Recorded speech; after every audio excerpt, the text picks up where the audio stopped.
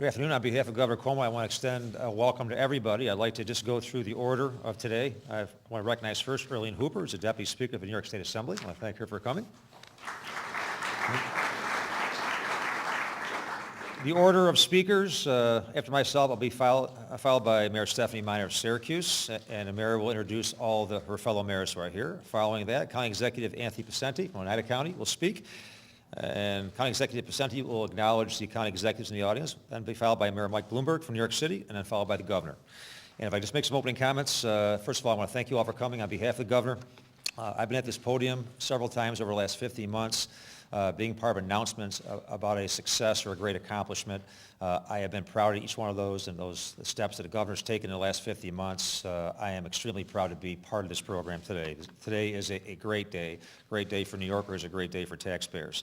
Like many New Yorkers, the governor has recognized that our state could no longer withstand the weight of skyrocketing pension costs on their backs, on the backs of local governments, and he set out this year to do something about that. His proposal, which is passed yesterday by both the Senate and the Assembly, really brought about significant reforms in our pension system while preserving retirement security for public sector employees, which was important. We are painfully aware that New Yorkers can no longer bear the cost of these pensions. It has been bankrupting the state and is put the state and local governments in an untenable financial position. The bill that the governor will sign into law today creates a new Tier 6 pension that will save the state and local governments throughout New York more than $80 billion over the next 30 years. $80 billion in savings over the next 30 years by taking unprecedented steps to curb these costs. This is real money that can be used for schools, for infrastructure improvements, and lower taxes. The Tier 6 pension plan also includes various measures that will help local and state governments save money, such as new progressive employee contribution rates. The more you make, the more you contribute, which is fair. Adjustments to the final average salary calculations that will help in reducing pension padding, thereby addressing and eliminating the egregious pension padding scandals that we've seen far too often in the past. Defined contribution options for new non-union employees with salaries of $75,000 or more, and increases the retirement age from 62 to 63. And finally, the new Tier 6 pension plan does not affect any current state employees at all. As a former mayor, I can certainly appreciate those in the room today, what this means to them. The trajectory of these pension costs would have driven almost every city and county into bankruptcy within the next 3 or 4 years. The governor has shown great leadership in bringing this to a final decision by the State Assembly and the Senate. We thank the Senate and the Assembly as well. It is a great day to celebrate this accomplishment. So without any further ado, I'd like to invite up next in the program Mayor Stephanie Miner from the city of Syracuse.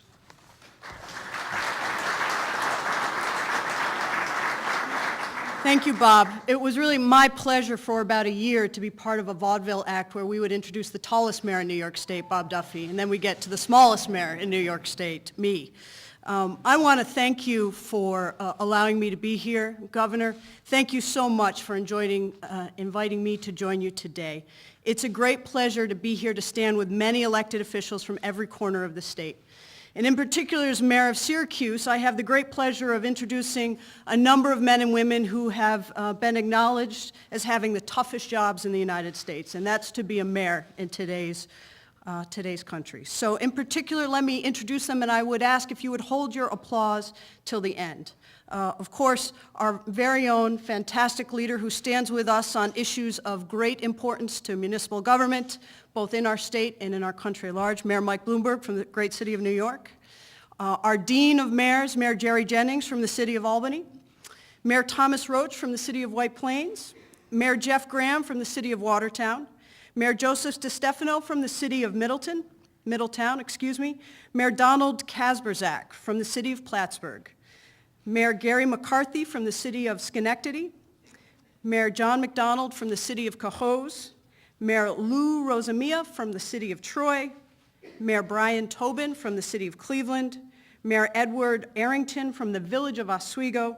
Mayor Ellen McNulty Ryan from the village of Green Island. And Mayor Barbara Moore from the village of Greenwood Lake. Would you please join me in thanking them for being here?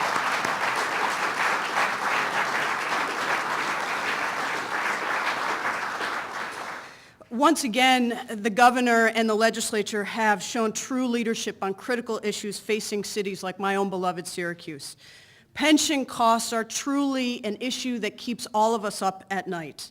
And similar to last year, the governor and the legislature engaged in real reform and tackled one of the biggest problems facing municipalities across New York State. They worked together, and thanks to Governor Cuomo's leadership, once again, they got it done. In early February, I had the great privilege of having the governor come to Syracuse to present his budget and talk about his reform agenda. And we heard firsthand about his plan to enact pension reform. And all of us in the state who heard it knew that it would be a hard-fought battle, but one that needed to be done for the future of our state and our cities and our counties. This is real reform that will save New York State's municipalities billions of dollars over the next 3 decades. And it is a major reform at a time when we need it. Rising pension costs are threatening major and important services, spending cuts and layoffs in places like my own beloved Syracuse. I am proud to have supported the governor last year with his reform initiative and again this year with his reform initiative. His efforts to bring fiscal responsibility back to Albany and relieve localities of their out-of-control mandated costs is to be congratulated and to be thanked. I am proud to be here as he signs this bill into law, and I would be remiss if I didn't tell you at certain times I thought I would never be here for this bill signing. So it is great to see that promise made and that promise kept today in Albany. As we all know, Albany used to be a place where problems seem to go to die and never get solved. And now it's a place that is quickly becoming a place with a reputation that solves problems and get things done. There are tremendous challenges facing each of our localities in our state, but we all must rest assured knowing that with the leadership of the governor and the legislature, those problems will be tackled and solved so that we can all be the beneficiaries of it. Thank you, Governor, once again.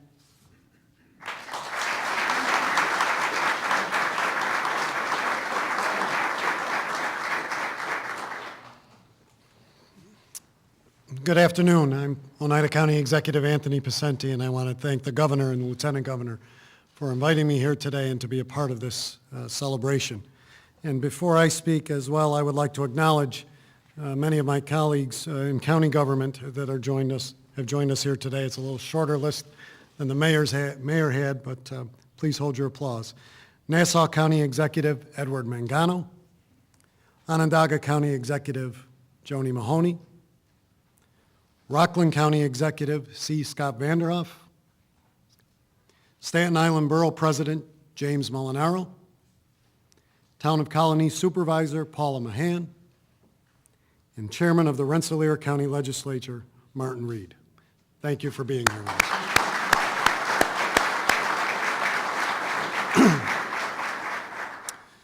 For so long, governments and school districts like those in Oneida County have struggled to meet the requirements of unfunded mandates. This has forced us and in local governments to pass on that financial burden to hardworking New Yorkers who continue to struggle in this uncertain economy. When the governor presented his reform plan just last week in Utica, he outlined a blueprint for achieving meaningful mandate relief without sacrificing the services that we provide to our people. Perhaps the most costly mandate, second only to Medicaid, is the pension system for public employees. Thanks to the governor's leadership and the legislature for passing real pension reform on Thursday morning. With Tier 6 in place, Oneida County will save more than $630 million over the next 30 years. And that's to a county whose pension costs have rose 548% in the last 10 years. The governor's willingness to take on the special interest to get this done demonstrates his dedication to the taxpayers of this state. He knows that only by reducing the burdens placed on local governments that we will be able to lower taxes and reinvigorate New York's competitive edge in attracting residents and new businesses to our great state. Those are exactly the kind of policies I know he will continue to pursue. Governor, thank you for your leadership here today.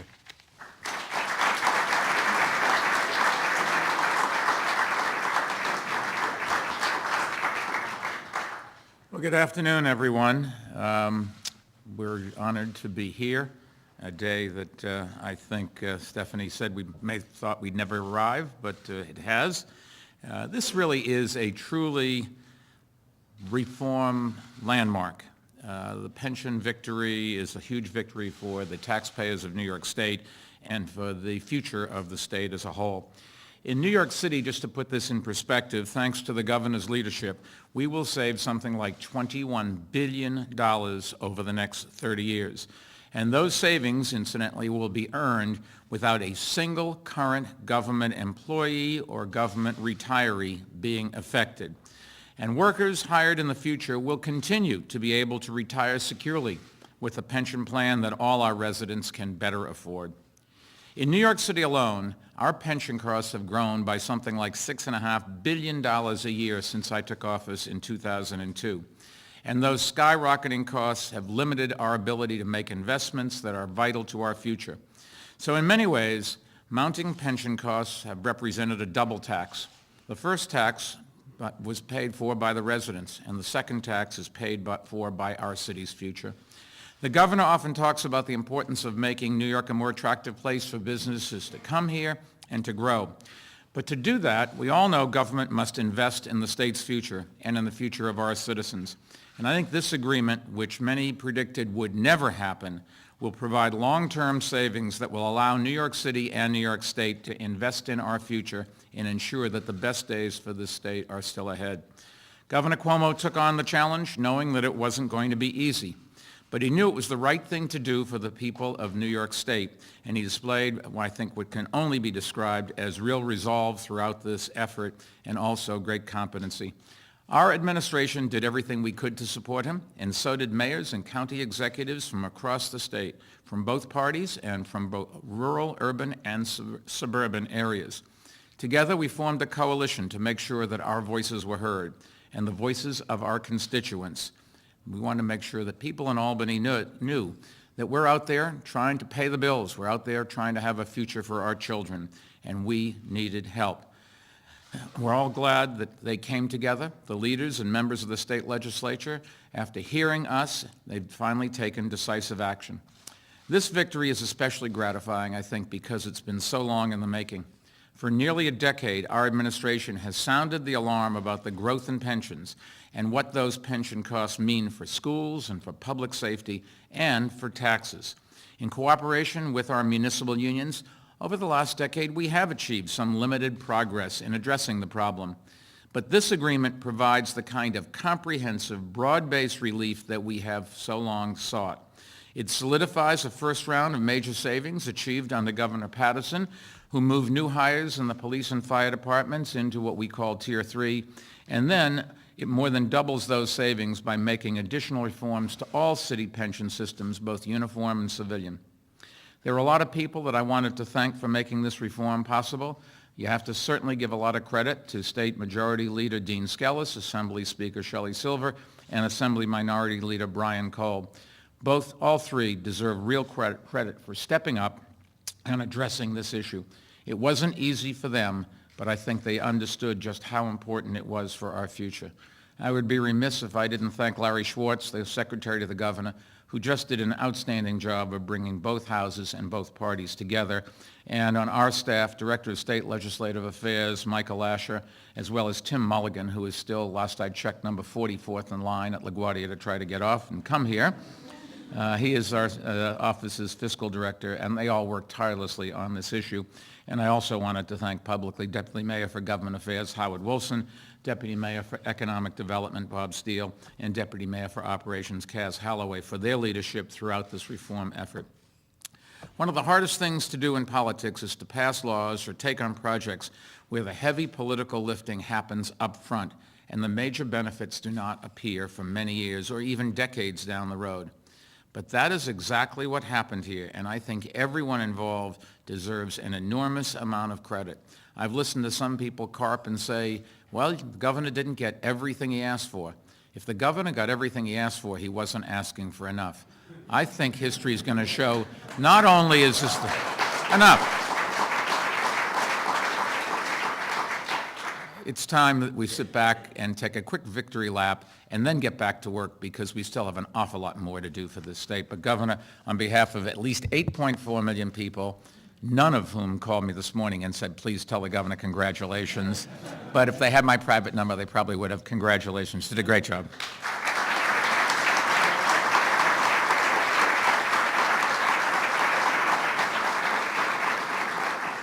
Thank you very much. Welcome to all of you. First, let's give a round of applause to Lieutenant Governor Bob Duffy, who worked very hard on this effort and many others. All the county executives who were here, and County Executive Pacenti, pleasure. Thank you very much. Let's give them a round of applause. Mayor Minor and the mayors who were here came from all across the state. Thank you all very much for being here. Special thanks to Mayor Mike Bloomberg, who he has a tough job day in and day out, as we all know, being mayor of New York City, but he then took on a second job when he said he was going to organize officials all across the state and put together a coalition to address the problem of pension reform. He logged a lot of miles. He worked tirelessly. In a way I haven't seen him reach out outside of the city, all across the state. The effort, the product wouldn't have been possible without the good work of Mayor Mike Bloomberg, and we all owe him a round of applause, and we thank him for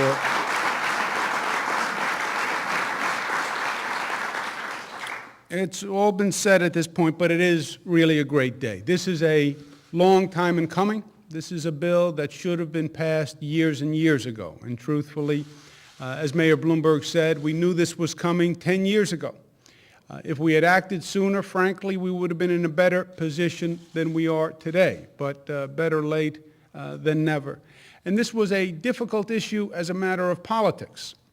As a matter of policy, it was obvious to anyone who cared to look at the numbers, because once you looked at the numbers, there was no debate. You looked at the increase in the pension costs, and it was exponential, and it was ongoing. And literally, it's not overly dramatic to say if these pension costs were allowed to continue, you would see cities and towns across this state going bankrupt. Period. That is a very real option. And frankly, a frightening option. But it is a very real option. Even with this pension reform, the numbers are still very difficult for a number of our local governments. If you hadn't done pension reform, you would have had definitely exponential tax increases in local governments, and you would have had layoffs of public employees.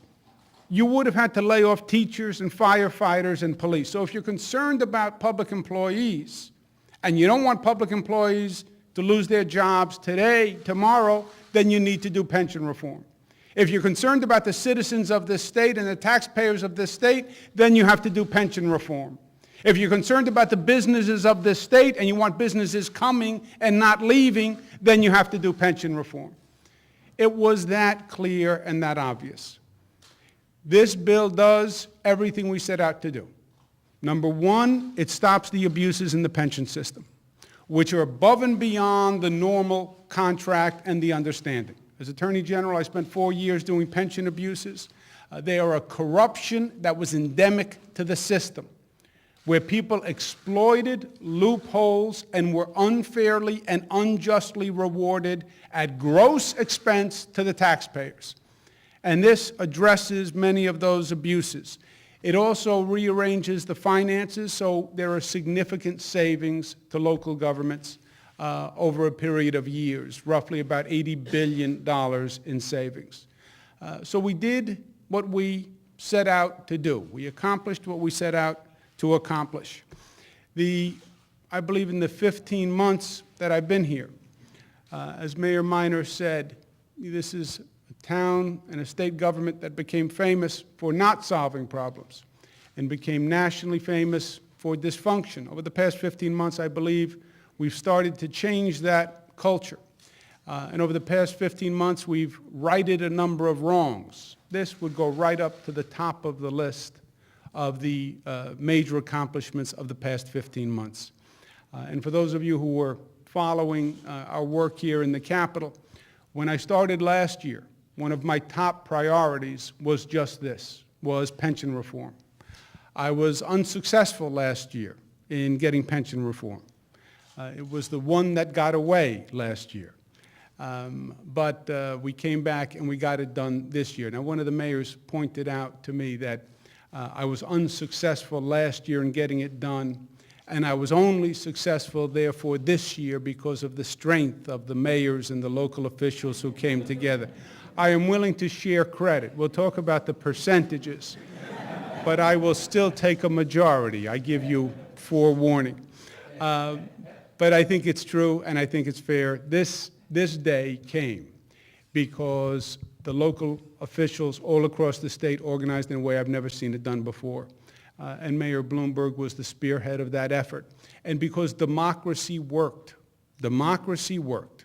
You organized the people of this state, the people's voice was heard, and the government responded. And for too long, Albany has been deaf to the calls of its citizens and its taxpayers and listened only to a select few. And this is a powerful manifestation of how good government can be when it actually hears the citizens and the taxpayers of this state. So I thank all of you for making it possible. It is a great day in Albany, thanks to you. And at this time, I would ask Mayor Minor and Mayor Bloomberg and County Executive Pacenti, why don't you join me here for questions from the press? We'll take a few questions, and then we'll sign the bill. Questions for myself or my colleagues? Governor, could we just explain the New York City component regarding police and fire? My understanding is they're in a different tier system. Zach, one of the complexities here is you have a number of pension systems all across the state and certainly throughout the city. The main change for New York City Police and Fire is there will be a 5-year averaging of salaries that will be used to determine the pension rate going forward. So it will be a smoothing over the 5 years and will counteract any spiking or running up by using overtime in the last year or two. Governor, do you think that if this bill... Mike, do you want to say anything else? No, only, there are some other things. The complexity here is that Governor Patterson signed a bill that I think most people thought would get reversed later on, that changed the deal for police and fire, but not for sanitation and corrections. This pension bill that the governor is going to sign codifies what was done then. Instead of turning it back, it makes it permanent, and then it applies it also to sanitation and corrections. And there are some changes in there. It went from 75% on disability pensions to 50%, 22 years to fully vest versus 20, and some other minor things. At least I'm not familiar with what happens to pension systems outside of New York City, but in New York City, every single pension plan had some contribution to helping the taxpayer get through this. Police and fire did not escape. They just were partly done a year or so ago, and that just was now made permanent. For both of you, I wanted to ask whether you think that you've accomplished enough with this bill that any more pension reforms would be needed in the remainder of your terms, both of you? Is there additional legislation you think that you'll need to propose in the next? I don't anticipate any additional legislation in the near future. I only have 654 days left to go, so not likely. But who's counting? Right. Governor, there's provisions in this bill that gives you as governor and Mayor Bloomberg and perhaps some other officials the unilateral ability to grant certain benefit enhancements without legislative approval. Can you talk about how you intend to use that authority? On a very limited basis. One of the things we're trying to do, Bill, is there's something called pension sweeteners, where you have a pension and then there would be subsequent state legislation that increases that pension. It was often relatively easy for the state legislature to do it because the locality pays part of the pension. This limits the ability, I believe, of pension sweeteners by allocating the cost to the state, or if the legislature chooses to do it, or requiring, in the case of New York City, the mayor to sign off on it, or the governor. Yeah, Let me just add, we've always, New York City pays a big part of it, and we've never had any say. We negotiate wages with the unions, but the pension systems deal with Albany. And if you think about it, for our uniform services, the size of benefits is at least, if not greater, than the size of the salaries. So it's a very big part of compensation where we don't really have any say in it, and I think this goes part ways towards addressing that. Remember, one of the institutional problems here is the city will collectively bargain wages, benefits, et cetera, but the state sets the pension by law through the legislature. And that disconnect has created a lot of these problems. Okay, we'll sign the bill then. Thank you.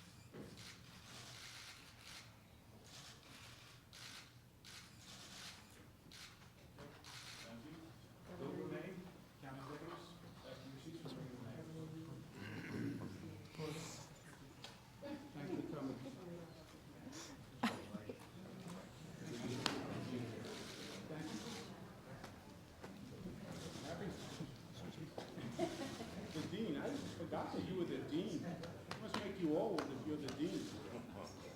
The old dean, Jerry Jennings. I missed that he was the dean of the delegation. Dean Jennings. I like it. Because you're an educator. Yeah, that's right. You're in trouble.